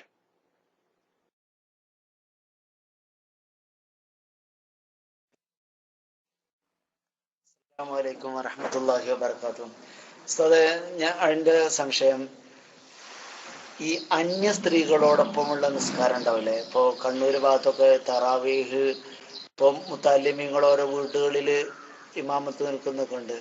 അതല്ലെങ്കിൽ നമ്മൾ കുടുംബത്തിൽ വിരുന്ന് ചെല്ലുമ്പോൾ അവിടെ ഉണ്ടാവും പെണ്ണുങ്ങളൊക്കെ, ഭാര്യ വീട്ടിലൊക്കെ ഉണ്ടെങ്കിൽ അന്യ സ്ത്രീകളൊക്കെ ഉണ്ടാവുമല്ലോ. അപ്പൊ അവരോട് കൂടെ ജമാഅത്തായി നിസ്കരിക്കുമ്പോൾ സ്ത്രീകൾ നിൽക്കേണ്ട രൂപം ഒന്ന് പറഞ്ഞു തന്നാൽ നന്നായിരുന്നു.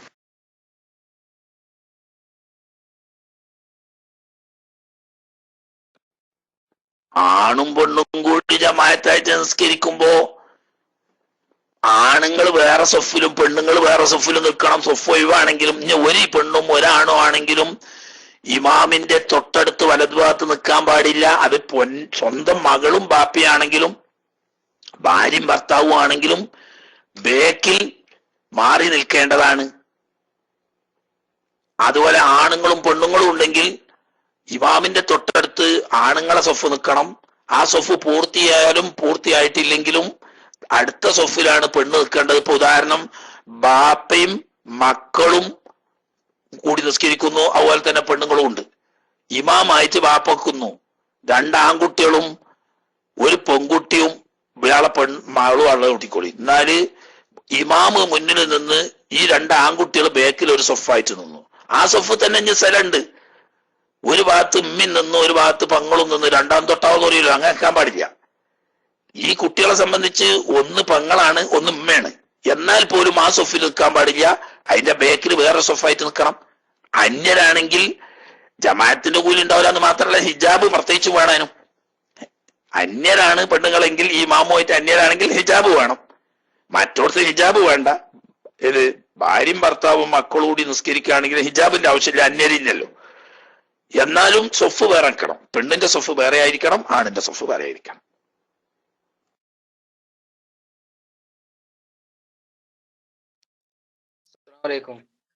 അതെ, ഇവിടുത്തെ സുബഹ്സ്കാരത്തില് കുനൂത്തില്ലാത്തത് കൊണ്ട് നമുക്ക് ഈത്തിദാലില് ഒന്ന് രണ്ട് പേര് ചെല്ലിയാൽ മതിയോ, അല്ലെങ്കിൽ രണ്ടാമത്തേല് കൂടുന്നതാണോ നല്ലത്? രണ്ടാമത്തെ റക്അത്തില് അല്ലെങ്കിൽ കൂടാതിരിക്കലാണോ അതാ ഉചിതം എന്നുള്ളത് പറഞ്ഞു.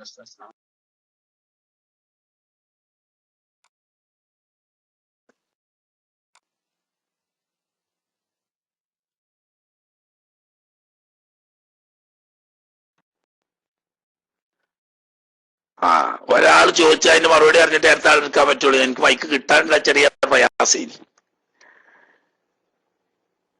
ഇവിടെ ഹംബലി മദ്ഹബുകാരായതുകൊണ്ട് അവര് വിത്തറിനാണ് ഖുനൂത്ത് ഓതാ, സുബൈക്കല്ല. അപ്പൊ അതിന് വേണ്ടിയിട്ട് രണ്ടാം റക്അത്ത് കാത്തിക്കേണ്ട ആവശ്യമില്ല, ഇമാമിന്റെ കൂടെ തന്നെ തുടരാം. എന്നിട്ട് ഖുനൂത്തിന്റെ കുറച്ച് ഓതല്ല വേണ്ടത്, ചെറിയ ഖുനൂത്ത് ഓതാണ് വേണ്ടത്. ഖുനൂത്ത് ചെറിയ ഖുനൂത്ത് ഓതാ. ഖുനൂത്ത് എന്ന് പറഞ്ഞാല് ഏറ്റവും നല്ല, ഞാൻ എളുപ്പം പറഞ്ഞുതരാം. റബ്ബി ഗഫിർ വർഹം വഅൻത ഖൈറുർ റാഹിമീൻ വസല്ലല്ലാഹു അലാ സയ്യിദിനാ മുഹമ്മദിൻ നബിയിൽ ഉമ്മി വഅലാ ആലിഹി വസഹ്ബിഹി വസല്ലം എന്ന എമ്പാട് ഒരു കുനൂത്തുമായി നബി തങ്ങളുടെയും കുടുംബത്തിന്റെയും മേലുള്ള സ്വലാത്തും സലാമുമായി. അതിനിപ്പോ എത്ര കുറച്ച് സമയം മതി?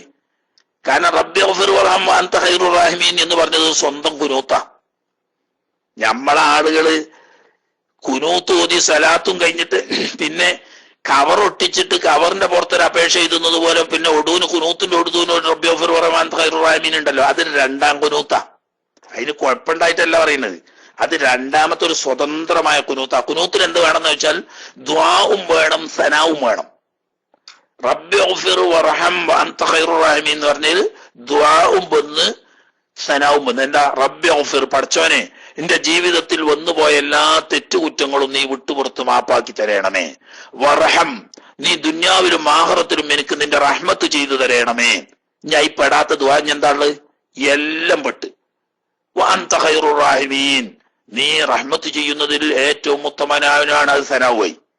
ഇപ്പൊ അല്ലാഹുമ്മ ഫീമൻ ഹദൈത മുതൽക്ക് കുനൂത്ത് അവസാനം വരെ ഓതിയാലുള്ള കാര്യങ്ങളൊക്കെ ഏതിൽപ്പെട്ട്? റബ്ബി ഗഫിർ വർഹം വഅൻത ഖൈറുർ റഹീമീൻ എന്ന കുനൂത്തിൽ ദുആവും പെട്ട്, സനാവും പെട്ട്. ഇനി അതിന്റെ ശേഷം ഒരു സ്വലാത്തും ചൊല്ലിയാൽ മതി.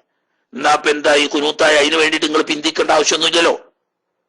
തുടർച്ച ആദ്യത്തെ തന്നെ തുടരാ, കുനൂത്ത് മുഴുവനായിട്ട് ഓതാ. ഇനി അതല്ലെങ്കിൽ ദുആ എന്ന ഉദ്ദേശത്തോടു കൂടി റബ്ബനാ ആതിനാ ഫിദ്ദുനിയാ ഹസനത്തൻ വഫിൽ ആഖിറതി ഹസനത്തൻ വഖിനാ അദാബന്നാർ വസല്ലല്ലാഹു അലാ സയ്യിദിനാ മുഹമ്മദിൻ വഅലാ ആലിഹി വസഹ്ബിഹി വസല്ലം എന്നീ കളി.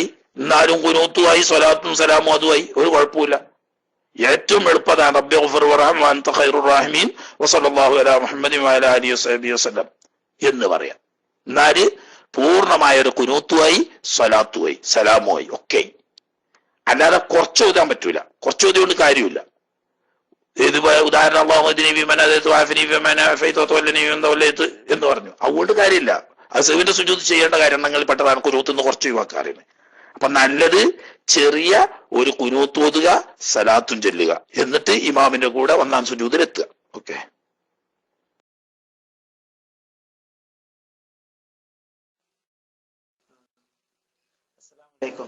അവിടെ ഉസ്താദ് ഒരു സംശയം. ഇപ്പൊ ഹിജാബ് വേണമെന്ന് പറഞ്ഞില്ലേ, അപ്പൊ അത് എങ്ങനെയാണ് മറ എങ്ങനെയാണ് വേണ്ടത്? ഒരു കർട്ടൻ ഇട്ടിട്ട് ആ കർട്ടന്റെ ബാക്കിലാണോ പെണ്ണുങ്ങൾ നിൽക്കേണ്ടത്? അതിനെ പറ്റിയൊന്നും അറിയണം.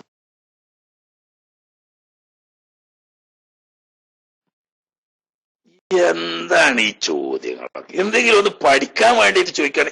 എങ്ങനെയാ കർട്ടൻ ഉണ്ടാക്കേണ്ടതെന്ന് പറയാം, ആശാരിമാരോട് പോയി ചോദിച്ചു നോക്കി, അല്ലെങ്കിൽ മറ്റേ കർട്ടൻ കടക്കാരോട് പോയി ചോദിച്ചു നോക്കി. എനിക്ക് ആ പണിയില്ല. എങ്ങനെ ഹിജാബ് ഉണ്ടാക്കേണ്ടത്? ഞാൻ പറഞ്ഞുതരാം. അടുത്ത് ഏതെങ്കിലും കർട്ടൻ കടക്കാരുണ്ടാവും, അവരോട് പോയി ചോദിച്ചു നോക്കിയാൽ അവർക്കറിയാം കർട്ടൻ ഉണ്ടാക്കേണ്ടത് എങ്ങനെയാണ്.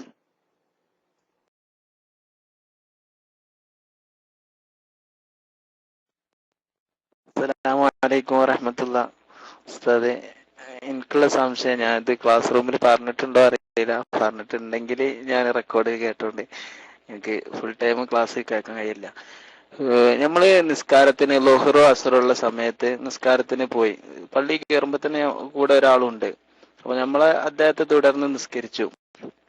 നമ്മള് ഇമാമ് തുടക്കത്തിൽ തന്നെ ഉള്ളതാണ്. അപ്പൊ വജ്ജഹത്ത് കോതി ഫാത്തിയ പൂർത്തിയാകുന്നതിന് മുമ്പ് ഇമാമ് റുക്കുവിലേക്ക് പോയാല് നമ്മള് ഫാത്തിയ പൂർത്തിയാക്കിയിട്ട് പോണോ, അതല്ല ഇമാമിന്റെ കൂടെ പോണോ? അതെന്താണ് ചെയ്യേണ്ടതെന്നുള്ളതാണ്. അസ്സലാമു അലൈക്കും വറഹ്മത്തുള്ളാഹി.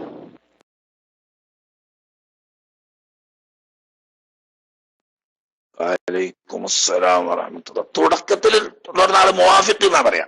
അതായത് മിതമായ നിലക്ക് ഇമാമും മൗമൂമും ഓതുകയാണെങ്കിൽ ഇമാമിനോട് കൂടെ തുടർന്നത് മുതൽക്ക് ഫാത്തിഹ ഓതി തീർക്കാൻ ആവശ്യമായ സമയം ഇമാമിന്റെ നൃത്തത്തിൽ നിന്ന് കിട്ടുന്ന ആൾക്കാണ് മുവാഫിഖ് എന്ന് പറയാം. നിങ്ങൾ പറഞ്ഞ ചോദ്യത്തിൽ പറഞ്ഞ ആ ആളാണ്. പക്ഷേ ഇമാമ് കുറച്ച് സ്പീഡ് കൂടുതലുള്ള ആളായതുകൊണ്ട് ഈ മൗമൂമ് വജ്ജത്ത് ഓതി ഫാത്തിഹ തുടങ്ങിയപ്പോഴേക്ക് അദ്ദേഹം റുക്കുവിലേക്ക് പോയാൽ ഈ മൗമൂമ് ഫാത്തിഹ പൂർത്തിയാക്കി ഇമാമിന്റെ കൂടെ ബേക്കിൽ സാവകാശം പോയാൽ മതി. 3 ഫർള് വരെ പിന്തി നിൽക്കാൻ അനുവാദമുള്ളവനാണ് റക്അത്ത് നഷ്ടപ്പെടുന്നതല്ല. കാരണം ആള് മസ്ബൂഖല്ല. മസ്ബൂഖ് ആണെങ്കിലാണ് പ്രശ്നം. മസ്ബൂഖ് എന്ന് പറഞ്ഞാൽ എന്താ വെച്ചാൽ ഈ ഇമാമും മൗമൂമും മിതമായ സ്പീഡിൽ ഓതുന്ന ആളാണെങ്കിൽ തക്ബീർ കെട്ടിയ ഉടനെ ഫാത്തിഹയിൽ പ്രവേശിച്ചാൽ മിതമായ നിലക്ക് ഫാത്തിഹ ഓതി തീർക്കാൻ സമയം കിട്ടാത്ത ആൾക്കാണ് മസ്ബൂഖ് എന്ന് പറയുന്നത്. അയാളാണെങ്കിൽ ഇമാമിന്റെ കൂടെ റക്അത്ത് റുക്കുവ് കിട്ടാൻ ഞാൻ റക്അത്ത് പോകുന്നൊക്കെ പറയുന്നത്. നിങ്ങൾ ചോദിച്ച ചോദ്യത്തിൽ അതല്ല. ഈ മൗമൂമ് കുറച്ച് സ്പീഡ് കുറഞ്ഞ ആളായതുകൊണ്ടും അല്ലെങ്കിൽ അയാൾ വജ്ജത്തൊക്കെ ഓതി മറ്റേ ആള് പെട്ടെന്ന് സ്പീഡിൽ ഓതുന്നതായതുകൊണ്ടും ഇയാളുടെ ഫാത്തിഹ പൂർത്തിയാകാതെന്ന. അപ്പൊ അവിടെ റുക്കുവിൽ പോകാൻ പാടില്ല. അവിടെ നിന്ന് ഫാത്തിഹ പൂർത്തിയാക്കി റുക്കുവിൽ പോയാൽ മതി. അതിന്റെ മുമ്പ് ഇമാം റുക്കുവിൽ നിന്ന് ഉയർന്നാലും ഇയാൾക്ക് കുഴപ്പമൊന്നുമില്ല, റുക്കുവിൽ റക്അത്ത് കിട്ടും. കാരണം മസ്ബൂഖല്ല, മുവാഫിഖാണ്. ഓക്കെ.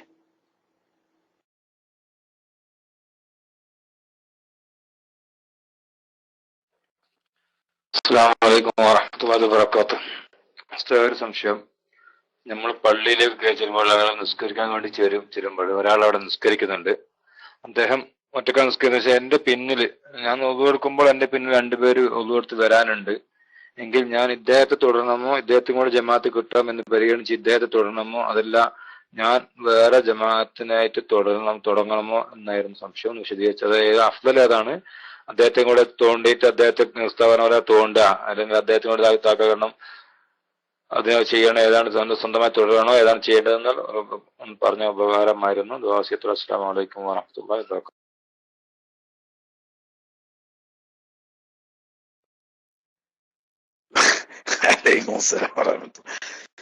ബാബ തോണ്ടാൻ പോണ്ട എന്നാ പോരെ. അതേ ബസ്സില് നമ്മളെ മലപ്പുറം ജില്ലയിൽ മാത്രം അല്ലാഹു സുബ്ഹാനഹു വ തആല ബസ്സിൽ പഠിച്ച ഒരു വർഗ്ഗാണ് ഈ തോണ്ടാലികൾ എന്നാണ് അവർക്ക് പേര്. മനസ്സിലായില്ലേ? അള്ളാന്റെ ഭൂമി മശ്രിഖ് മഗ്രിബിടയിൽ മലപ്പുറം ജില്ലയിൽ മാത്രമുള്ള ഒരു സംഗതിയാണ് ബസ്സിൽ ഒരു ഉദ്യോഗസ്ഥന്റെ പണി തോണ്ടാലിന്ന ഓൻ തോണ്ടിയിട്ട് ഇങ്ങനെ എവിടുക്കാ പോണെന്ന് ചോദിക്കുകയാണ്. അതിന് തോണ്ടിക്കാണ്ടേ ഒരു പറയും. അതുപോലെ അവകാശത്തിൽപ്പെട്ടതാണെന്നാണ് ഓലെ വെപ്പ്. അവരുടെ മാത്രം അവകാശത്തിൽപ്പെട്ടതാണ് ഈ തോണ്ടൽ. ഇമാമിനോട് തുടരാൻ വേണ്ടിയിട്ട് എന്തായാലും തോണ്ടണ്ട, മനസ്സിലായില്ലേ? അതോടുകൂടി പിന്നെ ചോദ്യത്തിൽ നമ്മൾ ഒതുകൊടുത്ത് വന്നപ്പോ 1-2 ആളുകൾ ഒതുകൊടുക്കുന്നുണ്ട്. അവര് കൂടി വന്നിട്ട് പുതിയതായിട്ടൊരു ജമാഅത്തിൽ തുടങ്ങുകയാണോ വേണ്ടത്? അതല്ല ഇപ്പോൾ ഒറ്റക്ക് നിസ്കരിച്ചു കൊണ്ടിരിക്കുന്ന ഒരു വ്യക്തിയോട് തുടരുകയാണോ വേണ്ടത് എന്നതാണ് ചോദ്യം. ഈ ഒറ്റക്ക് നിസ്കരിക്കുന്ന വ്യക്തി മസ്ബൂക്ക് അല്ലെങ്കിൽ അയാളോട് തുടരുന്നതിന് യാതൊരു കുഴപ്പവും ഇല്ല. പക്ഷെ അയാളുടെ നിസ്കാരം കുറെ മുന്നോട്ട് പോയി കുറച്ച് റക്കാത്തുകൾ കഴിഞ്ഞിട്ടുണ്ടെങ്കിൽ ഇപ്പോൾ കയറി വരുന്ന ആളുകളെ കൂട്ടിയിട്ട് പുതിയ ജമാഅത്ത് തുടങ്ങാൻ പറ്റും, അഫ്ളലായ വഖത്ത് കഴിയുന്നതിന് മുമ്പ് എന്ന് കണ്ടാൽ തുടക്കം മുതൽ ജമാഅത്ത് തുടങ്ങാൻ വേണ്ടിയിട്ട് മറ്റൊരു വരുന്നത് വരെ കാത്തു നിൽക്കലാണ് ഏറ്റവും അഫ്ളല്. എന്നാൽ മസ്ബൂക്ക് അല്ലെങ്കിൽ ഇയാളോട് തുടരുന്നത് കൊണ്ടും കുഴപ്പമില്ല. തോണ്ടൽ ഏതായാലും വേണ്ട, മനസ്സിലായില്ലേ?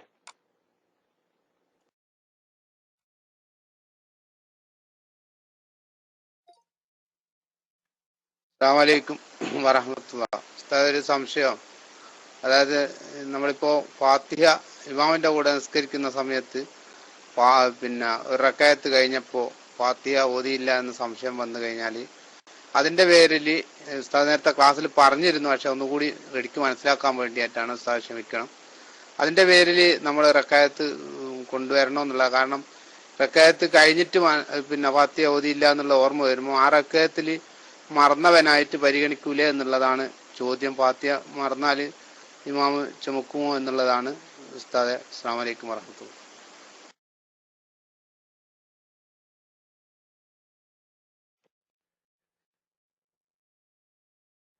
ഫാത്തിഹ ഇമാം ഓതാൻ മറന്നു 1-ാം റക്അത്തിൽ.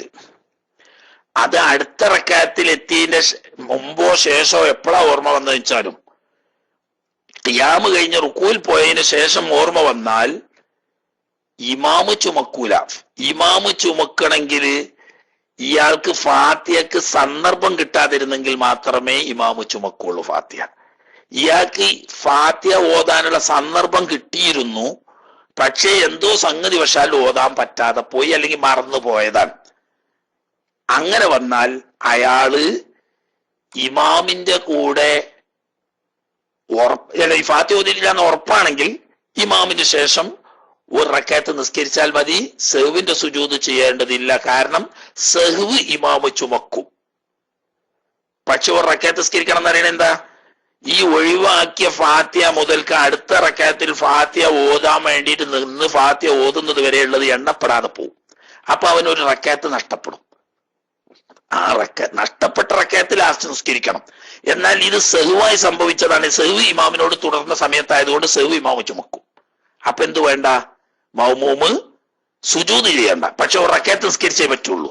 അതിന്റെ കാരണം ഈ ഫാത്തിഹ ഒഴിച്ചത് മുതൽ അടുത്ത റക്അത്തിൽ ആ ഫാത്തിഹ ഓതാൻ എത്തുന്നത് വരെയുള്ളത് ഇവന് എണ്ണപ്പെടാതെ പോകുന്നു എന്നതുകൊണ്ടാണ് ഒരു റക്അത്ത് നിസ്കരിക്കണം എന്ന് പറയുന്നത്. സുജൂദ് ചെയ്യണ്ടെന്ന് പറയാൻ കാരണം ഇമാമിനോട് തുടർന്ന സമയത്ത് സംബന്ധിച്ച സഹ്വാണ്, ഇമാമ് ചുമക്കും. ഫാത്തിഹ അല്ല ഇമാമ് ചുമക്കുന്നത്, സഹ്വാണ്. സഹ്വ് ഇമാമ് ചുമക്കും. സഹ്വ് കൊണ്ട് സുജൂദ് തന്നെ വേണ്ടിയിരുന്ന, പക്ഷേ ആ സുജൂദ് ഇവിടെ വേണ്ട. എന്നാ പിന്നെ ഒരു റക്അത്ത് നിസ്കരിക്കുന്നത് എന്തിനാ? ഇടക്കുള്ളത് എണ്ണാതെ പോയത് കൊണ്ട്. അപ്പോൾ റക്അത്തിന്റെ കുറവ് വരും. അത് പരിഹരിക്കാൻ വേണ്ടിയിട്ടാണ് ഇടക്ക് എന്താക്കേണ്ടത്? ഈ റക്അത്ത് നിസ്കരിക്കണം. അതേസമയത്ത് ഇത് സംശയമാണ്. ഫാത്തിഹ ഓതിയില്ല എന്നുള്ള സംശയമാണെങ്കിൽ ഇമാമ് സലാം വീട്ടിയിട്ടും ആ സംശയം തീർന്നിട്ടില്ലെങ്കിൽ ഒരു റക്അത്ത് നിസ്കരിക്കുമാണ്, സുജൂദ് ചെയ്യുമാണ്. അത് കാരണം എന്താ? ഇമാമിനെ സലാം വീട്ടി കഴിഞ്ഞപ്പോ ഇമാമുമായിട്ടുള്ള ബന്ധം വിട്ടല്ലോ. അതിന്റെ ശേഷം ഈ സംശയം നിലക്കുന്നതുകൊണ്ട് സുജൂദ് ചെയ്യണം. ഉറപ്പുള്ളോർത്ത് സുജൂദ് ചെയ്യേണ്ട, റക്അത്ത് നിസ്കരിക്കണം.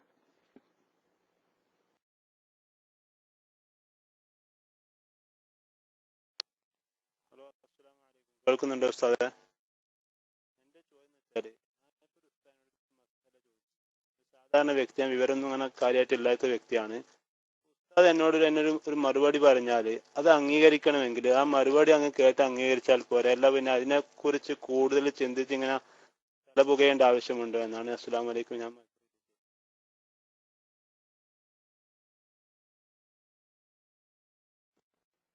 അറിവില്ലാത്തൊരാള് അറിവുള്ള ആളാണ് എന്ന് നമുക്ക് ബോധ്യമുള്ള ഒരു ഉസ്താദിനോട് നമ്മൾ ഒരു മസ്അല ചോദിച്ചു. ആ ഉസ്താദ് അതിന് നമുക്ക് മറുപടിയും പറഞ്ഞു തന്നു. നമുക്ക് അത് പിന്തുടരാവുന്നതാണ്. കാരണം അറിവുള്ള ആളാണ് എന്ന് മൽക്കാടല്ലേ നമ്മൾ ചോദിച്ചത്. അദ്ദേഹം സ്വന്തം അഭിപ്രായം പറയില്ല എന്നതാണ് നമ്മൾ മനസ്സിലാക്കേണ്ടത്. സുന്നികളാണെങ്കിൽ അങ്ങനെ ഉണ്ടാകുക. സുന്നികളാണെങ്കിൽ ആരും സ്വന്തം അഭിപ്രായം പറയില്ല. മറിച്ച് ഇമാമീങ്ങൾ അവരുടെ കിതാബുകളിൽ പറഞ്ഞ കാര്യങ്ങൾ പറയുക മാത്രമേ ചെയ്യൂ. അത് ചിലപ്പോ കിതാബിന്റെ പേരൊന്നും പറയുന്നുണ്ടാവില്ല. അപ്പൊ നമ്മൾ ഈ പറയുന്നതൊക്കെ കിതാബിൽ പറഞ്ഞതല്ലാതെ ഒന്നുമില്ല. പക്ഷെ ഇന്ന കിതാബിൽ ഇത്രാമത്തെ പേജിൽ പറഞ്ഞു എന്ന് പറയുന്നില്ല എന്നേ ഉള്ളൂ. സംഗതി ഇമാമീങ്ങൾ അവരുടെ കിതാബുകളിൽ പറഞ്ഞ കാര്യം ഇങ്ങനെയാണ് എന്ന് എടുത്തു പറയാണ് നമ്മൾ ചെയ്യുന്നത്.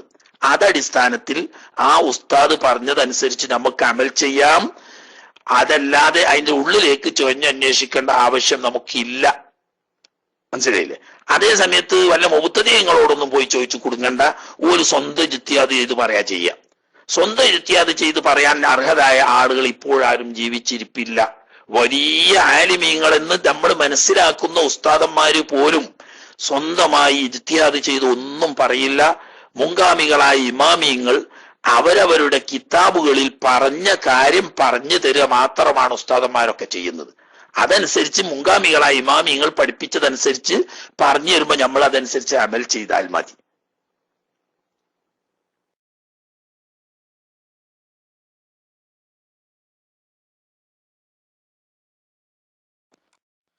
അസ്സലാമു അലൈക്കും വറഹ്മത്തുള്ളാഹി. മുകളിലുള്ള ആള് മൈക്കെടുക്കാത്തോണ്ട് എടുത്തതാണ്. ഉസ്താദെ, എന്റെ സംശയം, നമ്മൾ നിസ്കരിക്കുന്ന സമയത്ത് ചിലപ്പം പള്ളിയുടെ പുറകിലുള്ള സെഫിലൊക്കെയാണ് ചിലപ്പോൾ സുജൂദിൽ നിന്ന് എണീക്കുന്ന സമയത്ത്, അല്ലെങ്കിൽ അത്തയ്യാത്തുനിന്ന് അടുത്ത റക്അത്തിലേക്ക് എണീക്കുമ്പോഴൊക്കെ ചിലപ്പം പിന്നില് ചുമരിൽ ഇടിച്ചിട്ട് ചിലപ്പം നമ്മളെ ശരീരം ചിലപ്പോൾ കിബിലയിൽ നിന്നിട്ട് ചിലപ്പം മാറും ഒരൊറ്റ സെക്കൻഡ്. അപ്പൊ അതോടുകൂടി നമ്മളെ നിസ്കാരം ബാത്തിലാവോ? അതല്ല അതിന് എന്താണ് ചെയ്യേണ്ടത്? സഹവിന്റെ സുജൂദോ എന്താണ് എന്ന് പറഞ്ഞു തന്നായിരുന്നു. അസ്സലാമു അലൈക്കും വറഹ്മത്തുള്ളാഹി.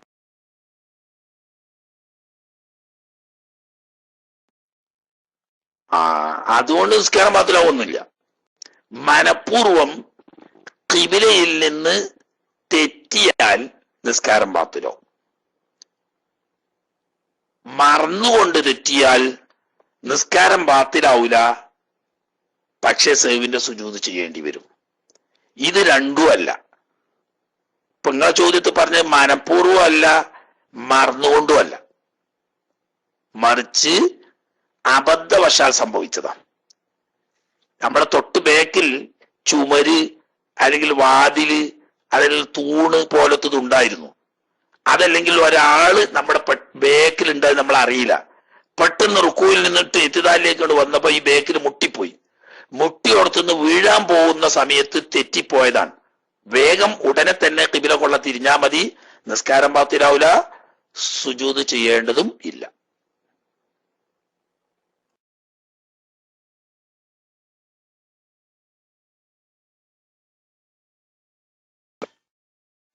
അസ്സലാമു അലൈക്കും. ഉസ്താദെ, എനിക്ക് ചോദിക്കാനുള്ളത്, നമ്മുടെ ഉസ്താദ് മുമ്പ് പറഞ്ഞിരുന്നല്ലോ, ഈ നഖമൊക്കെ മുറിച്ചാല്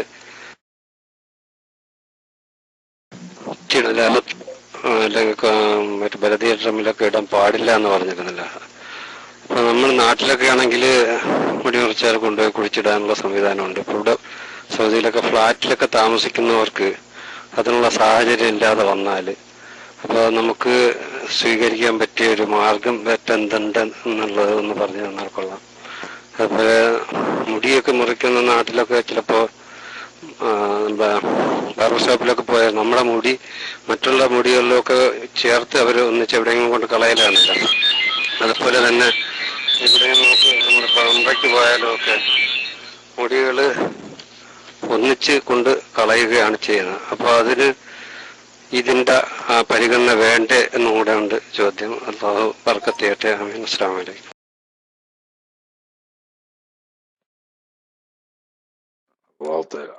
വലൈക്കും അസ്സലാം. ഇത് സുന്നത്തായ ഒരു അവസ്ഥയാണ്. നഖം മുറിച്ചാൽ അത് മുടിയെടുത്താൽ അതൊക്കെ ശരീരത്തിന്റെ ഭാഗങ്ങളായതുകൊണ്ട് അത് മണ്ണിൽ മറമാടലാണ് സുന്നത്ത്. മറിച്ചാവുമ്പോ ആ സുന്നത്ത് നഷ്ടപ്പെടും. സൗകര്യപ്പെടാത്ത ഫ്ലാറ്റ് ജീവിതങ്ങളിൽ അങ്ങനെ മണ്ണ് തന്നെ കിട്ടൂലല്ലോ. അങ്ങനത്തെ സാഹചര്യത്തിൽ നല്ലത് വല്ല ടിഷ്യൂ പേപ്പർ പോലത്തതിൽ പൊതിഞ്ഞ് എന്താക്കുക, ഈ കുമാമന്റെ ബക്കറ്റിലിടുക. എന്നാൽ എന്താ, നേരിട്ട് നജസ് പോലത്തതിൽ പോയി അവഹേളിക്കപ്പെടാതെ ഒന്നിച്ച് കുമാമ കൊണ്ടുപോയി കത്തിക്കുകയോ മറ്റു നിലക്ക് സംസ്കരിക്കുകയോ ചെയ്യുന്ന സ്ഥലത്ത് എത്തിക്കോളും. ഇനി ഒരാള് ഔറത്തിൽ നിന്നുള്ളതല്ലാത്ത ഭാഗങ്ങൾ ആണെങ്കിൽ അത് പുറത്തിട്ടാൽ സുന്നത്തിനെതിര് വരും എന്നല്ലാതെ ഹറാമ് വരൂല. അതേ സമയത്ത് ഗുഹ്യരോമം വൃത്തിയാക്കുന്നു. ആ ഗുഹ്യരോമം വൃത്തിയാക്കുമ്പോൾ അത് പറഞ്ഞേക്ക് പുറത്തിട്ടാൽ അത് ഹറാമ് വരും. കാരണം ഔറത്തിൽപ്പെട്ട തൊലിയും മുടിയും ഒരുപോലെ മറക്കൽ വുജൂബാണ്. അപ്പൊ അത് കുഴിച്ചിടലാണ് നല്ലത്. കുഴിച്ചിടാൻ പറ്റൂലെങ്കിൽ പറഞ്ഞേക്ക് ടിഷ്യൂ പേപ്പർ പോലത്തെ പൊതിഞ്ഞിട്ട് കുമാമന്റെ ബക്കറ്റിലിടുക. എന്നാൽ കുമാമ പോകുന്ന കൂട്ടത്തിൽ ഒന്നിച്ച് സംസ്കരിക്കാൻ പോകുന്ന കൂട്ടത്തിൽ സംസ്കരിച്ചോളൂ. അതാണ്. ഇനി ഒരാൾ ബാത്റൂമിൽ നിന്ന് വൃത്തിയാക്കി അത് ബാത്റൂമിൽ വിട്ട് ഹറാമൊന്നും വരൂല. പക്ഷെ ഇത് നല്ലതല്ല. കാരണം നജസ്സിലും അഴുക്കിലേക്കും നേരിട്ട് പോകുക ആയതുകൊണ്ട് ഉത്തമമല്ല. അത്രയും അതിനെ പറ്റി പറയാൻ പറ്റുള്ളൂ. സമയം പങ്കൊടുക്കാനാണ്. തെക്കുമല ഉസ്താദ് എന്തോ വന്നിട്ടുണ്ട്. ഒരു മിനിറ്റ് പെട്ടെന്ന് എടുത്തോളി. സമയം പങ്കൊടുക്കാൻ്റെ ടൈം ഏകദേശം ആയിപ്പോയി.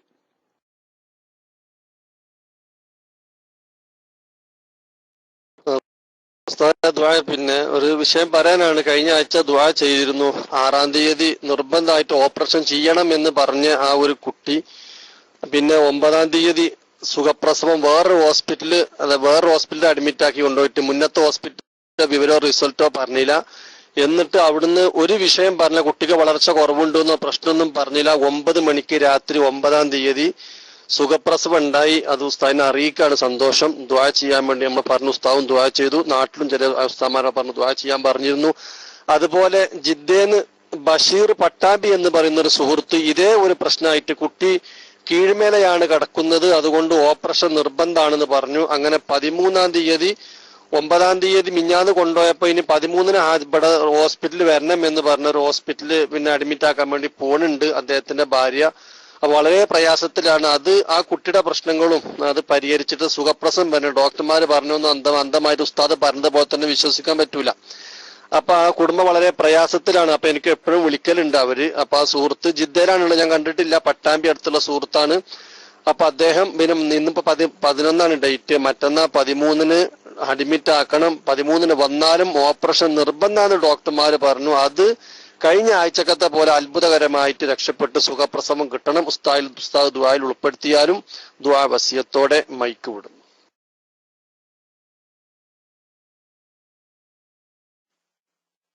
അസ്സലാമലൈക്കും വറഹ്മത്തുള്ളാഹി. ഉസ്താദ് ചോദ്യമല്ല, ദുആ വസിയത്താണ്. പിന്നെ ഉമ്മാന്റെ അനുജത്തി എളാമ്മ തീരെ സുഖമില്ല. പോയി പിന്നെ മിംസ് ഹോസ്പിറ്റലിലാണ് ഉള്ളത്.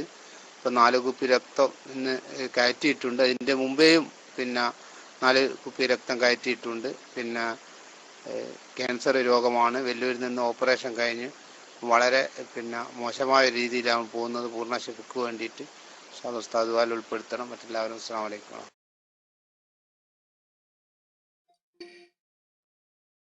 ബാങ്ക് കൊടുത്തുകൊണ്ടിരിക്കുന്നുണ്ട്.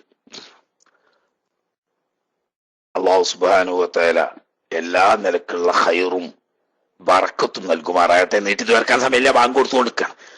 അല്ലാഹു സുബ്ഹാനഹു വ തആല സഹോദരിയുടെ പ്രസവം യാതൊരു പ്രയാസവുമില്ലാതെ അഷ്റഫുൽ ഖൽഖ് സ്വല്ലല്ലാഹു അലൈഹി വസല്ലം തങ്ങളുടെയും അവിടുത്തെ അഹ്ലു ബൈത്തിന്റെയും ബറക്കത്ത് കൊണ്ട്, പ്രത്യേകിച്ച് ഉമ്മുൽ മുഅ്മിനീൻ ഖദീജത്തുൽ കുബ്ര റളിയല്ലാഹു തആല അൻഹയുടെയും അതുപോലെ തന്നെ ബഹുമാനപ്പെട്ട ഫാത്തിമത്തു സഹ്റ റളിയല്ലാഹു തആല അൻഹയുടെയും കറാമത്ത് കൊണ്ട്, മഹാനായ ഹംസത്തുൽ കറാർ റളിയല്ലാഹു തആല അൻഹുവിന്റെ കറാമത്ത് കൊണ്ട് അല്ലാഹു തആല അത്ഭുതകരമായ നിലക്ക് ഓപ്പറേഷൻ ഇല്ലാതെ സുഖപ്രസവം കൊടുത്ത് അനുഗ്രഹിക്കുമാറാകട്ടെ.